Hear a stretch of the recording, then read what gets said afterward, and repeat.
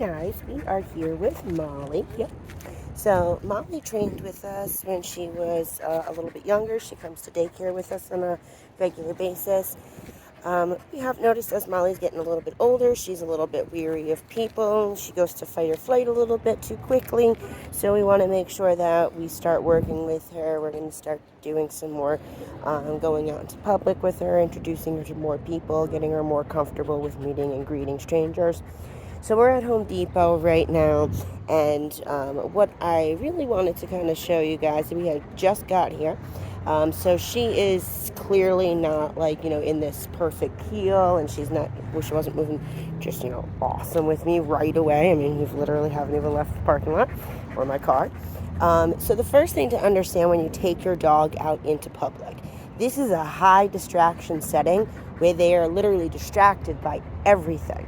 So it's really about learning that you have to know how to get your dog's attention in that moment and get them to understand that you're in control of this situation, not them. Because if you give them the control, whatever they do is correct. They're in control. So it's their call to do whatever they feel like is appropriate for them. If you let them know and you show them from the beginning, hey, nope, we don't get to go anywhere until you're calm and until I say so. You're taking the power right from the get-go. See that yawn right there? We haven't even left my car, and she even made a noise with it too. That was a yawn of exhaustion. That's just from her sitting here constantly think, because there's just distractions. There's carts, there's people, there's cars, there's all sorts of stuff going on, and we haven't even moved inside yet. So to think what we're just going to just get out of the car and walk in the doors isn't going to happen. And I don't ever do that with any of my dogs. I always make sure that I walk with them in the parking lot for at least 5 or 10 minutes before I go inside, and I know I have a good handle on them outside, because it's going to get trickier when you get inside. People are going to want to say hi to her. It's tighter quarters. There's going to be shopping carts. There's going to be weird noises from big dollies and beds and stuff like that. Okay, yep. So we're going to start moving so you can see right there, right? So as soon as she takes that lead right there, you have 3 options. You have stop, which in that case is a very appropriate. She went way too far ahead. A stop is telling her calm down, okay? And it's very light pressure. You can see, I can do this with a pinky. This does not require a lot of force. It requires consistency and follow through to make sure she understands when you put your butt down, this pressure will instantly release. And she knows that. She's done plenty of repetitions of this.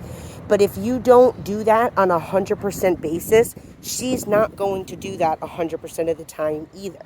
If you ever allow her to move forward with solid tension and you move forward with her pulling you, you are straight up telling her that this is how we're going to do things, right? So we can't ever let her pull. She has to always understand that when she is on a slip lead, she is in working mode. Yep. So you have stop. So you want to imagine you have this invisible box. It starts at your knee. If she goes in front of that box, she is now taking the lead, right? So if she's here, she behind me, I'm leading, right? If she goes here, right there, right? She's leading, I'm leading. Good girl. So she needs to be slightly behind me in order to follow my lead. If she's slightly in front of me, I'm following her lead. So that can't happen. So she has to do either stop, which is calm down, right? So we're not telling her to sit right now. I notice I haven't said sit at all. Pressure does not mean we're doing a sit command. It means calm down, go into a calmer state of mind. And we don't know that's happened as humans until we see that physical change in them, which is going to be a more submissive pose of a down position. And this is a calmer state of mind, right? So now she tries to get up without me saying anything. I just reapply that pressure to keep communicating. Nope, calm down. So you have stop, pop, or change directions. Your pop is really only going to be used when your dog is already healing nicely, but they're not focusing, right? So they're right about there. That's a perfect time. So she's healing, she's nicely with me. I can give her a little pop to slow her down. Now, if you have to do more than 1, 2, or 3 of these pops, and you're like, pay attention constantly, pay attention. Then you need to tell her, okay, then calm down. If you're not going to pay attention, then you need to just full on calm down. So again, you have red light, which is stop. Okay. You have yellow light, which is pay attention. And you have change directions. So if your dog, just like I was saying, if she gets slightly ahead of me, see, she's not focused on me at all whatsoever, right? So if I change directions, she's slightly ahead of me, and I change directions, now she's slightly behind me. So I'm taking the power back again just by switching up the direction we're moving. So she doesn't get to take the lead. I always take the lead, right? So it's learning how to be a handler that's going to be very, very important for your dog to do well. You have to show her, this is what I expect from you every time. All right, so this is a nice heel. We have a loose leash. Right there, she's going ahead of me, so I'm going to switch things up. Going in a straight line is never going to be that beneficial. Your dog is going to lose focus on you very quickly. If you're playing a game of follow the leader with a kid and all you're doing is going in a straight line, that kid is going to stop playing with you really quick, because that is the most boring game of follow the leader ever. So making sure that you switch things up, pace changes, direction changes, stops, zigzags, anything you can do to keep her to watch you is important. Now, another really important thing is having a high value treat. So I have hot dogs when I go out into public. We have to make sure that we have something to take her mind off of the distraction. Now, if it's something that she gets on a regular basis, so we had someone just come by her and I was able to keep her focused on me rather than the distraction. But like I was saying, if this is a treat that she gets on a normal basis, she might not be as interested to pay attention to it when there's a really hard distraction and I need a way to be like, oh no, don't look at that, look at this instead. And you're rewarding her for that calm state that she's staying in, right? So this is really nice, like I said. Somebody just came in their car right near us. Yeah.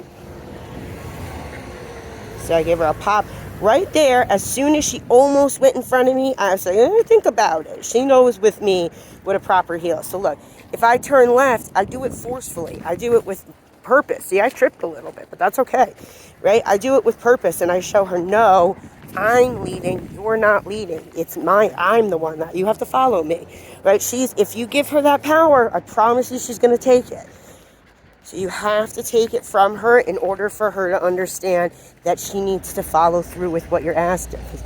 Because if you don't have control of her in a heel, promise you, you're going to have a very hard time getting her to work with you nicely on greeting new people. It's going to be really challenging because she doesn't respect you. So this is nice. There's a loose leash. So circles, you can see how these circles are helping, right? Because it's not giving her the chance to take the power back. And then when we go inside, especially today, we're not going to say hi to people. We are going to keep calm state of mind. And the point is to not say hi to people. The reason she's barking at people is because she's nervous of them.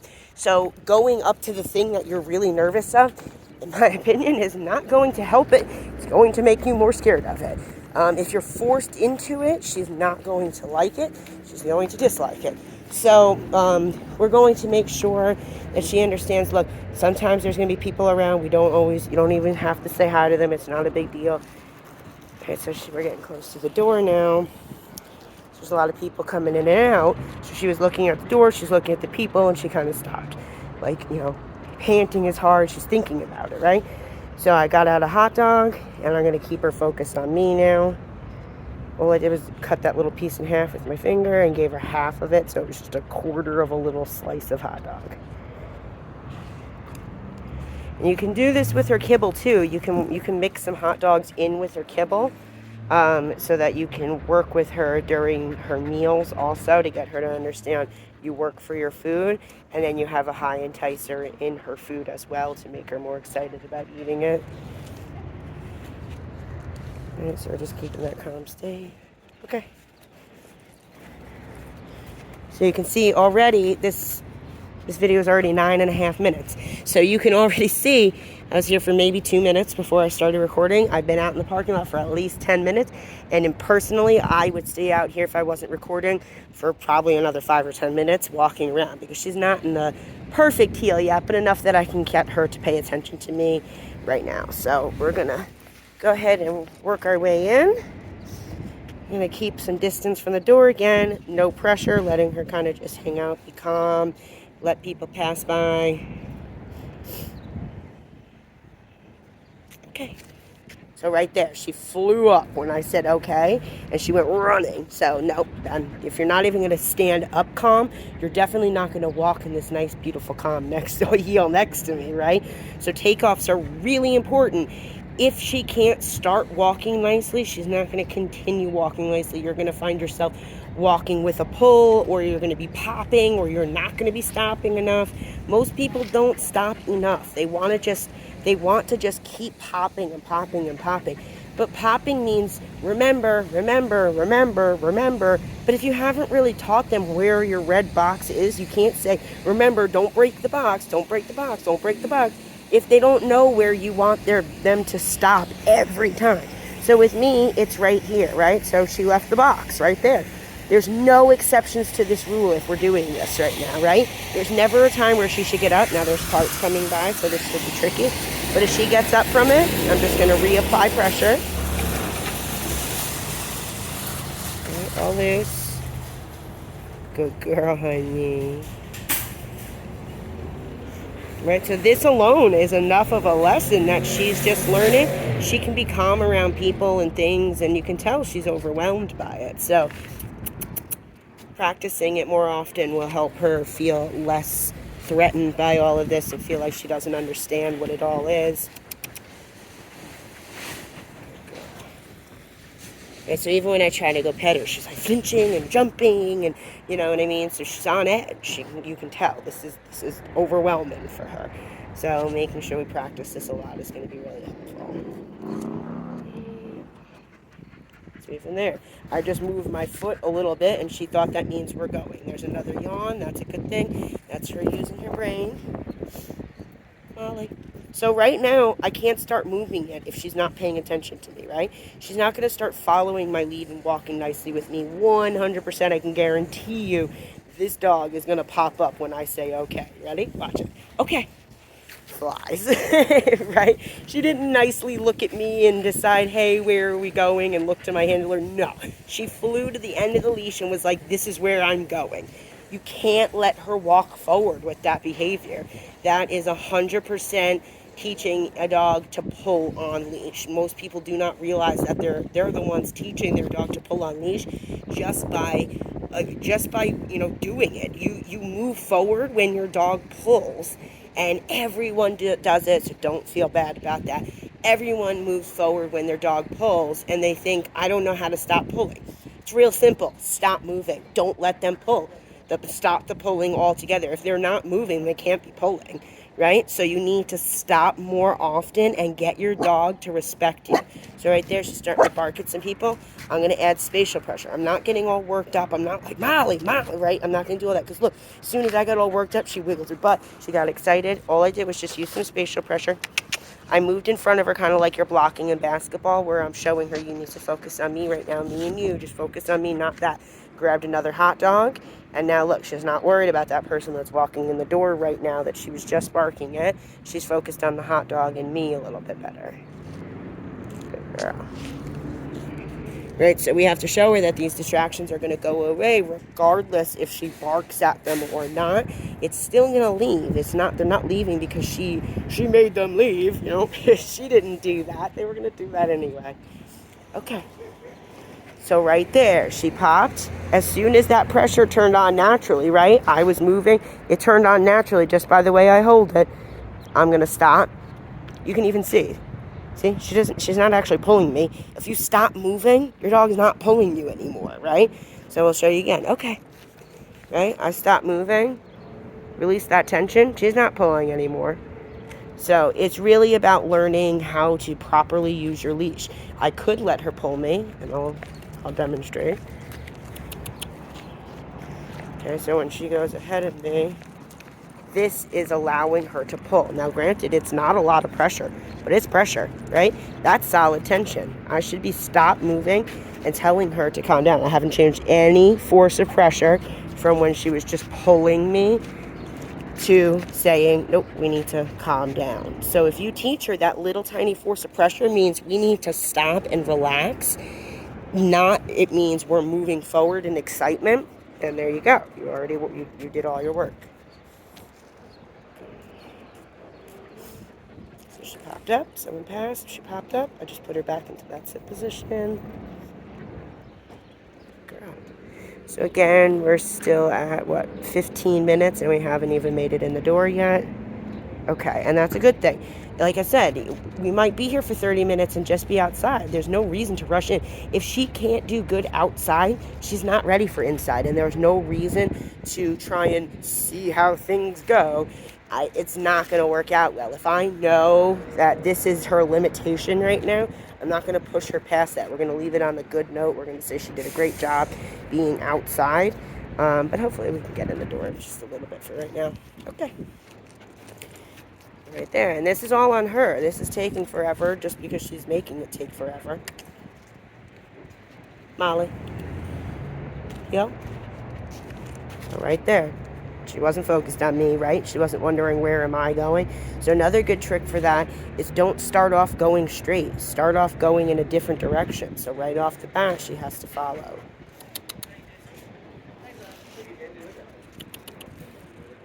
Molly. Sit.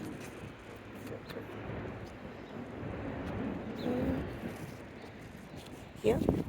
So right there. Okay, so when I started moving, I said heel, and then I turned right away. Okay, so this is how I'm going to get her to pay attention. By turn and pop. Turn and say pay attention. Pay attention. Pay attention. Excuse me. Good girl. There you go. See there, I didn't have to pop her that time to say it.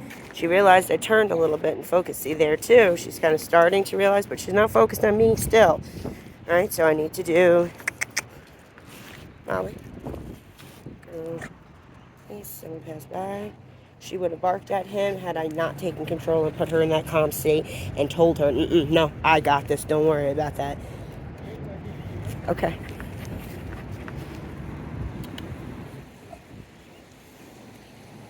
Heel.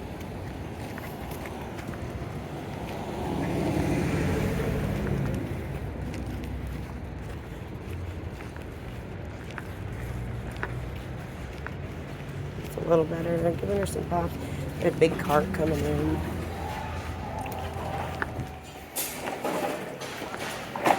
Like I said, right off the bat, we're going to have dollies and things that are going to be loud and noisy for her.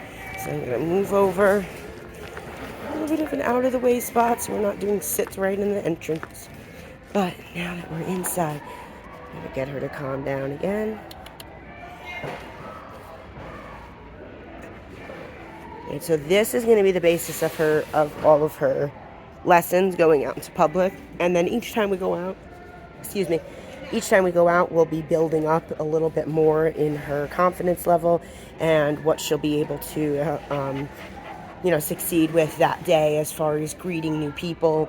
Once she gets more comfortable, I'll be able to, what I usually do is I come in the store beforehand, or I talk to a few employees that have done this with me before, and give them a few treats beforehand and ask them to just simply put their hand out. So it's just like this. There's no eye contact with the dog, no talking to the dog, no petting them, nothing. You are only allowed to take a treat, hold your hand out like this, let her eat it, and then walk away. You don't even get to say, good girl, nothing. She doesn't want any of that from strangers right now. She's afraid of strangers. So I need to build up a trust and show her that strangers aren't a threat.